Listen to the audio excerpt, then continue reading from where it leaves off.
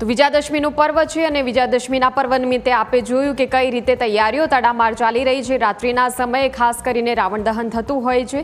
ગુજરાત સહિત દેશભરમાં આજે રાવણના પુતળાનું દહન થશે। જો કે રાવણના પુતળા સાથે સમાજમાં દૂષણોનું પણ દહન થવું જોઈએ। રાજ્યમાં એનસીપીઆરના ડેટા પ્રમાણે ગુનાહિત પ્રવૃત્તિના આંકડા ચોંકાવનારા સામે આવ્યા છે। વર્ષ 2023માં અપહરણના 2511 કેસ થયા હતા તો 968 જેટલી હત્યાઓ થઈ હતી। દુષ્કર્મના 2209 જેટલા કેસ નોંધાયા છે। ત્યારે દશેરાને દિવસે રાવણના દહનની સાથે સમાજમાં રહેલા આ પ્રકારના દૂષણોનું પણ દહન ખૂબ જ જરૂરી છે। દૂષણ નાબૂદ થાય તે જરૂરી છે।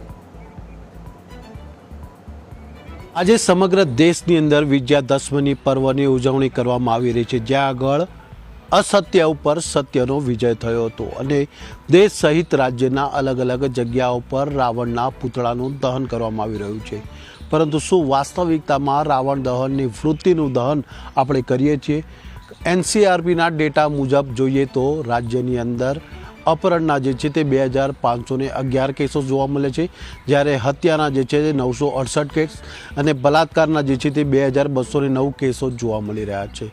ખરેખર જો દહન કરવું હોય તો સમાજની અંદર રહેલા આ પ્રકારના દૂષણનું જે છે તે દહન કરવું ખૂબ જ જરૂરી છે। કેમેરામેન લાલા ભરવાડ સાથે મલ્હાર વોરા, ન્યૂઝ કેપિટલ, ગાંધીનગર।